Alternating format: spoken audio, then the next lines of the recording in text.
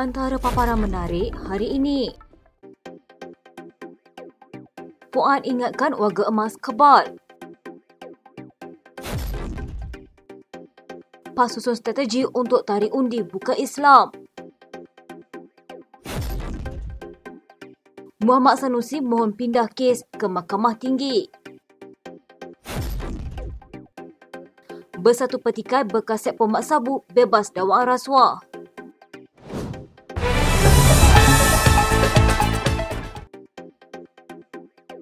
Sebanyak 17 kes terjun jambatan disyaki ada kaitan dengan cubaan membunuh diri direkodkan di Kelantan sejak 2021 sehingga kini. Pengarah Jabatan Bomba dan Penyelamat Malaysia Kelantan, Zainal Madasin, berkata daripada jumlah tersebut, 15 daripada mangsa ditemui mati lemas manakala seorang berjaya ditemukan selamat.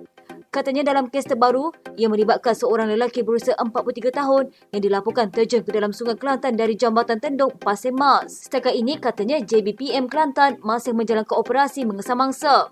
Katanya antara jambatan yang paling kerap dijadikan lokasi terjun adalah Jambatan Sultan Yahya Petra yang mencatatkan 9 kes, Jambatan Tendung 3 kes, Jambatan Saloh 2, manakala masing-masing 1 kes di Jambatan Wakaf King, Jambatan Tok Bali dan Jambatan Pak Niklah. Bagi statistik mengikut tahun, JBPM Kelantan mendapati pada 2021 ada 3 kes terjun jambatan, 7 kes pada 2022 dan 6 kes pada 2023. Pada tahun ini sudah ada 1 kes.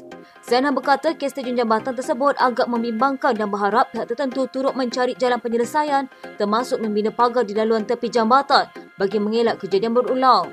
Sementara itu mengulas mengenai kes, Zainal berkata JBPM Kelantan menerima maklumat berkaitan kejadian itu pada jam 7.48 malam. Katanya sebaik menerima laporan, sepasukan anggota dari Balai Bomba dan Penyelamat Tunjung bergegas ke lokasi dengan dibantu pasukan penyelamat di air dari Pangkalan Kubur dan Pangkalan Cepak.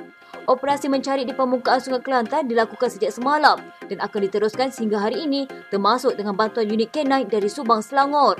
Tambah Zainal, operasi akan terus dijalankan sehingga mangsa berjaya ditemukan dan pihaknya yakin mangsa tidak akan hanyut jauh kerana berkemungkinan tersangkut di sepanjang sungai itu.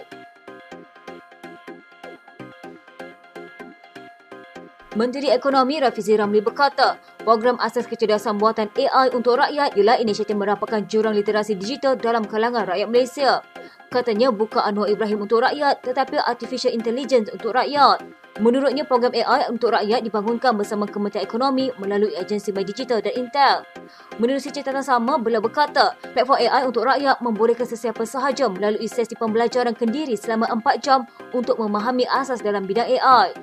Katanya sasarannya ialah 1 juta rakyat Malaysia telah melalui proses ini dalam tahun 2024 yang akan meningkatkan minat dan keterbukaan rakyat Malaysia terutama generasi muda dalam AI.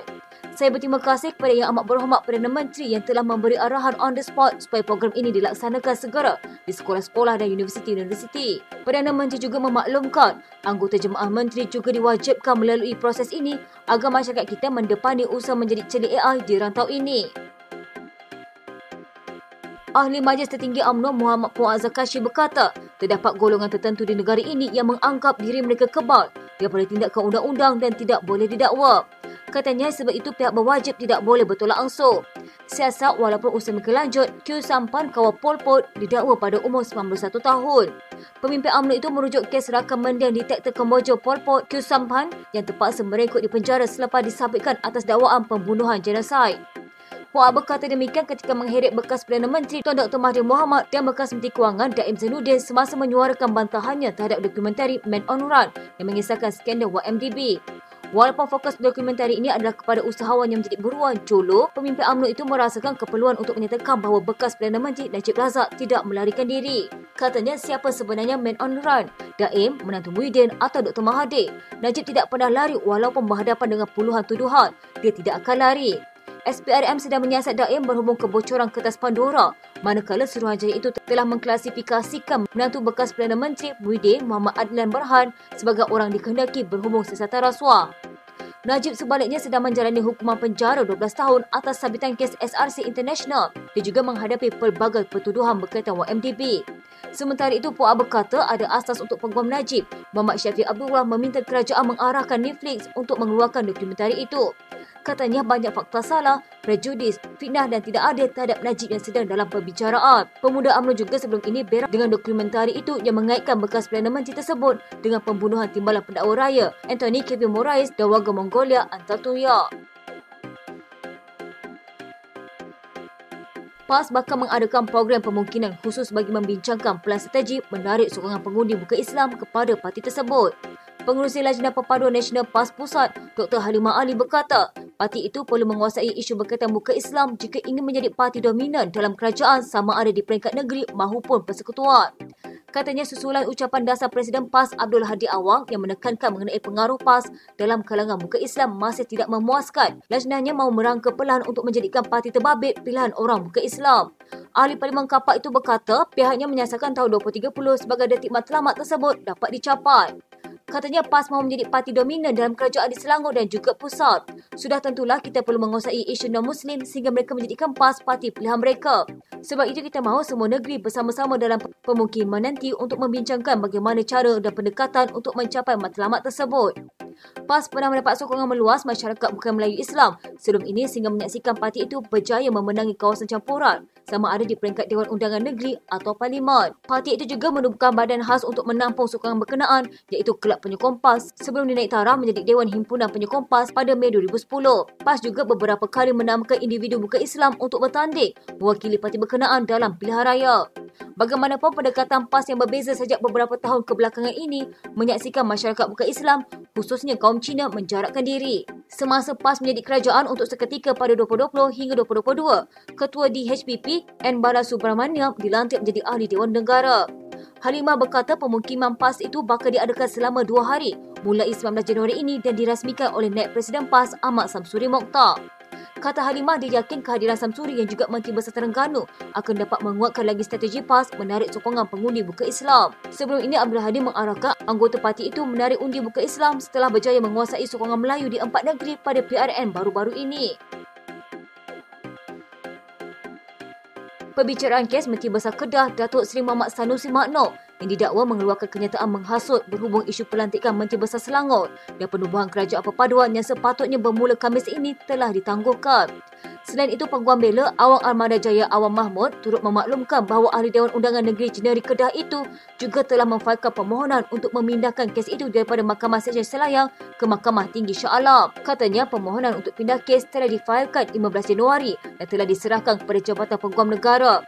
Bagi penangguhan pula, kami telah menghantar surat kepada mahkamah untuk menangguhkan perbicaraan tersebut kerana anak guam perlu keluar negara atas urusan rasmi. Sehubungan itu, Awang Armada Jaya memaklumkan bahawa hari pertama perbicaraan pada Khamis ini telah ditukar kepada prosiding sebutan.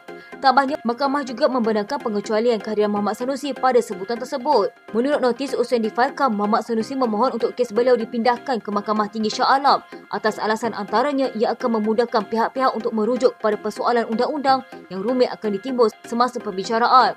Selain itu, inti parti perbicaraan merujuk kepada Sultan Selangor dan Yang di-Pertuan Agong yang mana satu perbicaraan yang berpatutan dan saksama tidak dapat dijalankan di mana-mana mahkamah jenayah yang lebih rendah. Pengurusan kes bagi permohonan pindah kes itu ditetapkan pada 24 Januari ini di Mahkamah Tinggi Shah Alam.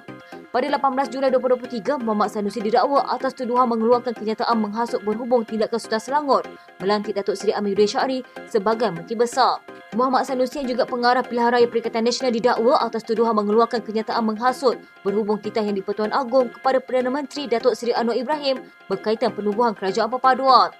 Beliau didakwa melakukan perbuatan itu pada pukul 11 malam 11 Julai lalu di Simpang 4, Taman Selayang Mutiara, Kampung Bendara Gombak. Pertuduhan dikemukakan mengikut Seksyen 4-1-B Akta Hasutan 1948 yang memperuntukkan hukuman denda sehingga RM5,000 atau penjara maksimum 3 tahun atau kedua-duanya sekali jika sabit kesalahan.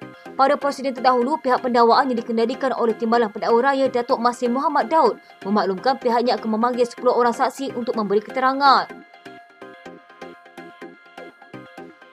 Wan Ahmad Faisal Wan Ahmad Kamal menggesa pejabat Peguam Negara untuk memberi penjelasan mengapa bekas setiausaha politik Muhammad Sabu di Kementerian Pertahanan dibebaskan daripada 7 pertuduhan meminta dan menerima rasuah lebih RM6.48 juta. Ketua Pemuda Bersatu itu menyifatkan pembebasan itu sebagai sangat membimbangkan dan membingungkan. Katanya ia menimbulkan persoalan sama seperti kes Ahmad Zaid Hamidi. Apakah ini tata kelola cara kerajaan Madani dalam menguruskan sistem keadilan negara? Bekas Setiausaha Politik Mat Sabu Muhammad Azhar Cik Mat Dali dilaporkan dibebaskan daripada pertuduhan rasuah itu. Bagaimanapun mutiara mengenai keputusan itu tidak dinyatakan. Tiada media yang membuat liputan ketika keputusan itu disampaikan dan Peguam Azhar enggan mendedahkan maklumat berkenaan sama ada ia dibuat kerana pihak pendakwaan menarik balik pertuduhan atau memohon pelepasan tanpa pembebasan. Pada 2020, Azhar didakwa atas meminta dan menerima rasuah berjumlah 6.35 juta ringgit bagi membantu FEHM entiti Sdn Bhd agar dipilih sebagai rakan strategik dan kontraktor penyelenggaraan untuk sistem listrik kementerian. Pembebasan itu dibuat 4 bulan selepas pihak pendakwaan menarik balik pendakwaan rasuah ke atas Zahid yang merupakan timbalan Perdana Menteri. Ketika itu, Mahkamah Tinggi Kuala Lumpur membenarkan permohonan pendakwaan agar Zahid diberi DNAA. Keputusan itu kemudian dicabar di mahkamah. Peguam Negara Ahmad Teriruddin Saleh berkata pendakwa raya tidak perlu memberikan alasan ketika menarik balik pertuduhan. Sementara itu, Ketua Hakim Negara Tengku Maimun Tuan Mat dalam acara sama berkata Badan Kehakiman Negara secara tidak adil dipersalahkan apabila pendakwa raya menarik balik sesuatu pertuduhan jenayah. Tengku Maimun juga meminta orang ramai agar memahami mahkamah mempunyai pilihan yang sangat terhad dalam perkara itu. Mengulas perkara itu, Wan Faisal percaya kenyataan Tengku Maimun itu sebagai respon kepada Teriruddin. Katanya Tengku Maimun sendiri templat secara halus tindakan pendakwaan kerana ia menyebabkan rakyat salah anggap terhadap institusi kehakiman seluruhnya walaupun bukan salah hakim apabila pertuduhan digugurkan.